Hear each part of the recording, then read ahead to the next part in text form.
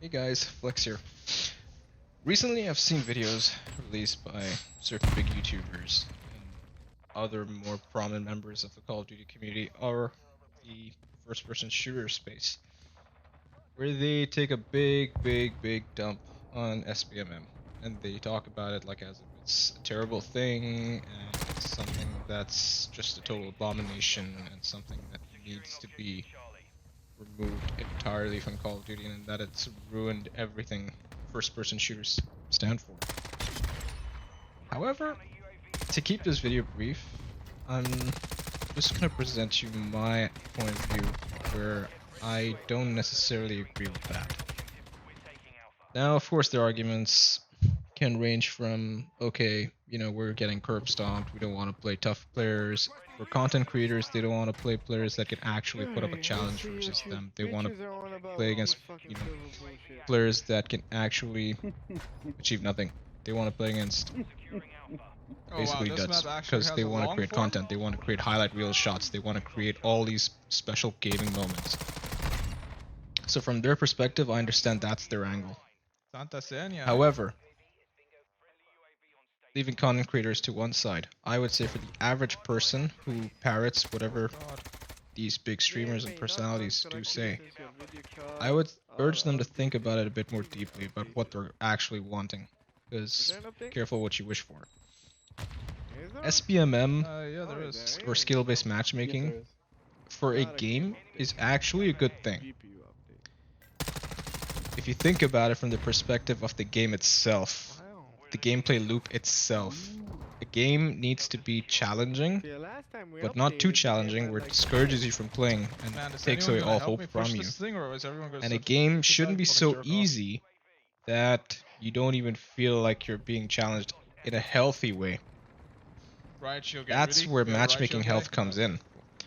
It ensures better matchmaking health in the sense that you get matched up with players that are of your skill range. What that does, and logically should imply, is that you should face off against players that are of your similar skill level. So therefore, you're not just going to be challenged in a healthy way. You're going to be playing against players that don't make it too hard, nor are they too easy. Of course, everybody has the off game. However, on average, you will be playing against players that are roundabout where you are at. Therefore, it makes the game more fun and competitive in a healthy sense. Oh god. However, some people disagree with that. They want to just log on, they want to just kick their feet up and play against a bunch of bots. Whether they're actual bots or they're basically humans playing like bots. I would argue, where's the fun in that? Because He's in Alberta. you're not being challenged. Dropping a 40-50 kill game once in a while is what makes it memorable. Dropping a 30 kill game once in a while makes it memorable. Now imagine doing that every single game. Honestly, if this is every a single Warzone time. team up, I'm not too Sure. dissatisfied with this. Not bad. There are certain things more in depth to those that can make multiple 40, 50, or 60, however many kill games fun in a row, in a session. Oh, However, if you're doing that over and again, it will tire you out. Just as much it will tire you out if the game was too hard, or if the players you're playing against are all pro players. So in that sense, this is the right middle ground to be in. The second point I would say is think of it from the other guy's side. Now imagine you're doing the curb stomping. Now what if you put yourself in the shoes of the other guy? Imagine he's come back home from work. He's come back home from a grueling day at school, university, whatever. Do you think he wants to go in there and get smashed to bits? Do you think he wants to go into a random lobby where there are probably 5-6 demons running around that are smashing everyone? I don't think so. So I really think people need to sit back a bit and just think about what they're really calling for here. In that sense, SBMM is the right way to matchmake, weighing in factors. Okay, I'm out of here. And thinking about something much deeper than just pitting in the first 50 players it can find in a lobby, or however many players the lobby does contain. Third thing I would say is increases the game's lifecycle. If you're having more fun in a game, if you like the gameplay loop more, you're going to play the game for longer. so it increases the game's time in its relevance. And really, it's the logical reward for playing better. If you play better, if you're putting up better numbers, you get to play better players. That's just logical. Nowhere in the world do you get to do better and then play against worse people. Any sport, anything, whatever it may be, even if it's something simple as a board game. If you play against your friends, you're smashing every single day. You want to play against them because they're your friends. But at the same time, forget about board games. Anything else. Let's say you're playing FIFA. You're smashing all your friends. You would of course welcome a challenge where you would play someone who is esteemed to be better than you or someone who can compete with you. Playing against your friends is always fun, whether they're better or worse than you. However, playing against people that can actually challenge you in a healthy way, on average, randoms, and these being pub matches, these are actually ways game companies can use to make their game's life cycle and matchmaking healthier and last longer. So fucking annoying when they Think about block these you in an points. animation. Actually think about them, sit down, think about it, look at it from that perspective, and just think, okay, if I'm playing better players, that means I must be doing something to deserve to be playing against these guys. I'm not playing against them by random chance. In fact, to me, that would be worse. Because imagine if I loaded up into a game of Call of Duty in any multiplayer mode. Imagine if it's even search and destroy. If I'm not a good search and destroy player, if I'm just hitting up Q, and then I'm playing against beasts randomly, where every single lobby I run into has at least 3 beasts in them, that kind of kills my appetite for the game. Because I don't deserve to be playing with these guys. These guys shouldn't be running around in my lobby. These guys should be playing where they should be playing at, with players against their skill level, not against me, because I'm not at that skill level. However, SBMM is a way to ensure that. Take SBMM away, and suddenly you have this problem. Fuck off, honestly, Now, man. when I move on to the Seriously. point of SBMM LMG being for 500 done bullets. right, DMR hits 2 bullets, he kills me. I mean to really say that SBMM needs to be built up from the ground up. Because SBMM, the way I see some games do it, it's just... I'm not saying that it's a very tacked on thing. I would say that maybe it doesn't take into account as many factors as it should. Because many people have speculated SBMM in Call of Duty, for instance, takes into account mostly your KD. If your KD is really good, it'll throw you against players of a similar KD. However, KD might not be the real metric on how good a player is. KD can work in some cases, it might not work in others. What really should matter is that there is a certain basket of factors Enemy and hills other all stats flagged. that Nice. all combine into one sort of weighted index. If you can make that, you can maybe make a better version of SBMM and make it more representative of the way matchmaking should be done. However, I don't know exactly how these games do it, because we don't have that knowledge. It's not available to us. We can only speculate. And the best speculation people did have, like I was saying before, is that it's just based on KDs.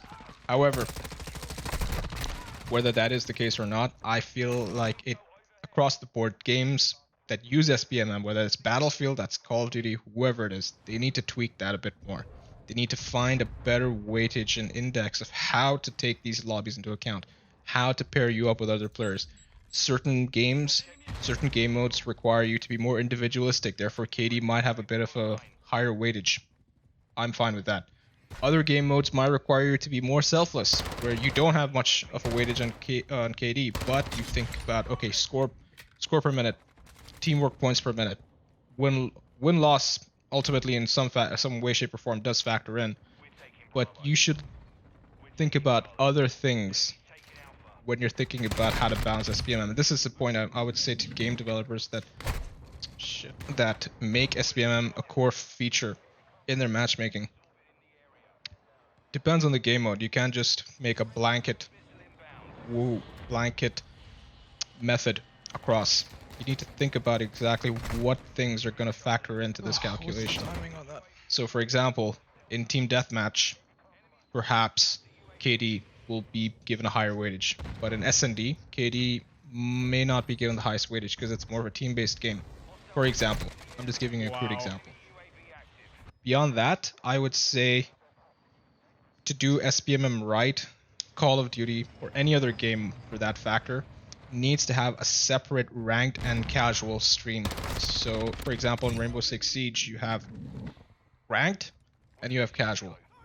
So if you have ranked and casual, that makes it far easier for people who want what ranked has to offer, which is SBMM, more of a balanced matchmaking, more of a cherry-picked opposition lineup against him or his team or her team. Those guys can go play that, and they're satisfied with that. Whereas people who want to play in casual and who don't mind getting paired up with the first 20 or 30 guys the servers can find out there, they get paired up in casual. So having separate ranked and casual streams is exactly what this game needs. And I'm talking about Call of Duty right now. It's exactly what this game needs, and I'm glad to see that they are looking at implementing this very soon. And fourthly, I would say the MMR, or whatever matchmaking rating that they're using, the point weightage of this SBMM thing. So let's say your SBMM is weighted at, for example, 2000. Let us see that 2000. Let us see how it's calculated. Let us see, okay, what's the next thing? How do I go down from this? How do I go up from this? Tie some rewards into it. Make it worthwhile to go up rather than just for the sake of it. Another feature that I do in Siege, which is you have to show the players, okay, this is how I go up, this is how I go down, which is one thing they do. Now, how Siege does it is a whole different other problem, which I'm going to make another video on at some other point. However, at least in Siege, you can see, okay, I have this many points, I'm gold, whatever, I'm platinum, whatever, I'm silver, whatever. Okay, this is how I'm facing off against these guys, these guys, and these guys. Whereas in casual, in Siege, there is an MMR, but it's hidden, so you can't see who you're pairing up against and you're facing off. So unless you go to the specific stats site and then look at your win-loss and your KD, and then you see, oh, okay, I'm actually rated this in casual, then you'll understand, oh, why am I playing as diamonds? Why am I playing as champions? However, in ranked, it's a lot more straightforward, it's a lot more transparent. Now, that needs to be the case generally. You shouldn't be having to go to some stat site and seeing that stuff out. So in Call of Duty, for example, there's no real way to ascertain what skill level am I at, necessarily. But if they do invest into something like they do in Siege, where they show it to you clearly in a page or somewhere in the game, where they say, okay, this is your skill level, this is how we calculate it, this is where you are at, and this perhaps can offer you a better explanation of why you're playing as certain kinds of players. Because in Warzone 1, if the higher your KD was, the better lobbies you're going to get, the harder lobbies you're going to get. But again, is it just KD or other things being taken into account? Win-loss, is that a factor? Are other stats a factor? Let us see that. Let us look under the hood so that we can at least understand how this works. And who knows, perhaps the community can actually give good tips to the developers and say, okay, do this, or offer ideas. There are many things that can be improved, but just give us some transparency for that matter. Now, this video has gone long enough. I think I've made my points, but I'm glad to finally be able to put out a video. It's been 2 weeks since I have, but I'm interested to know what you guys think, and whatever you guys think, please let me know down in the comments. Don't forget to like, don't forget to subscribe if you like the content, and don't be hesitant in leaving any feedback. It's all appreciated. Thank you very much, and I'll catch you guys on the